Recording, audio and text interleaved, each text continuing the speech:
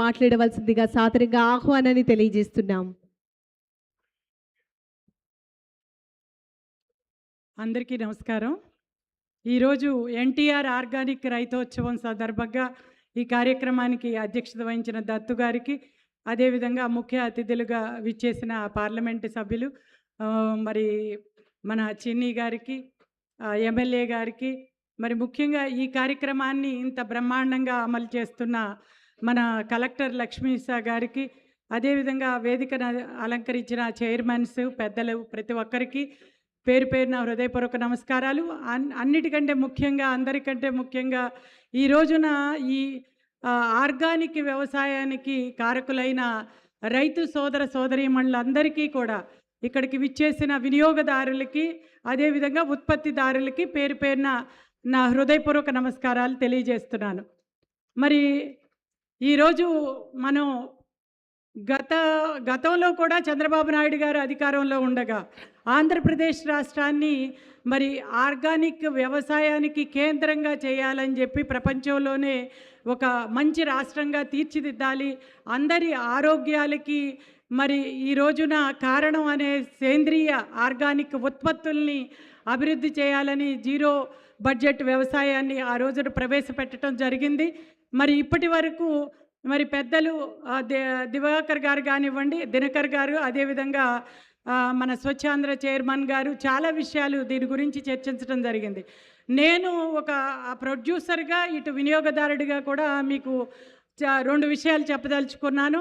మేము కూడా ఆర్గానిక్ వ్యవసాయం చేయాలి అనే ఉత్సాహంతో, చంద్రబాబు నాయుడు గారి ప్రోత్సాహంతో 2014-19లో ఒక 20 ఎకరాలు ఆర్గానిక్ వ్యవసాయాన్ని ప్రారంభించడం జరిగింది.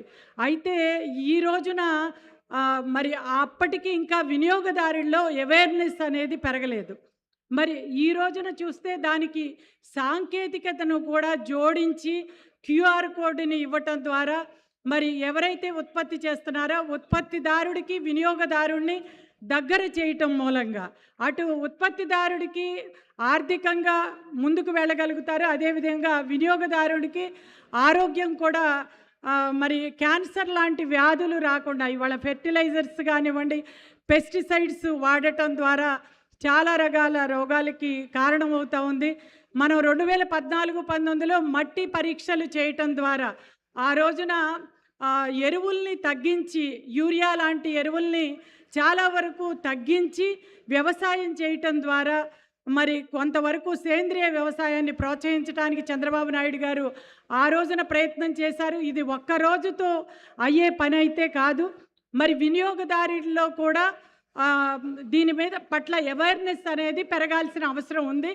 అప్పుడే ఉత్పత్తిదారుడు తన ఉత్పత్తుల్ని అధిక ధరలకు, అంటే అధిక ధరలు అంటే కనీసం గిట్టుబాటు ధరలకు అమ్మటం ద్వారా మరి ప్రజల ఆరోగ్యానికి, వినియోగదారుడికి మరి ఆ ప్రోడక్ట్స్ని అందించగలుగుతారని చెప్పి తెలియజేస్తూ, అటు ఉత్పత్తిదారుడికి, ఇటు వినియోగదారుడికి మధ్యలో ఈ రోజున ప్రభుత్వం చేస్తున్న ఇన్ని కార్యక్రమాలని ప్రజలందరూ కూడా తెలుసుకుని ఆ సాంకేతికతని వినియోగించుకోవటం ద్వారా రాబోయే రోజుల్లో మంచి ఫలితాలని పొందవచ్చు, మన ఆరోగ్యాన్ని కాపాడుకోవచ్చు అని చెప్పి తెలియజేస్తూ, నాకు ఈ అవకాశం ఇచ్చిన మరి మన యంత్రాంగానికి, ప్రభుత్వ యంత్రాంగానికి అందరికీ కూడా కృతజ్ఞతలు తెలియజేసుకుంటూ మీ ముందు సెలవు తీసుకుంటున్నాను. జై హింద్, జై జన్మభూమి.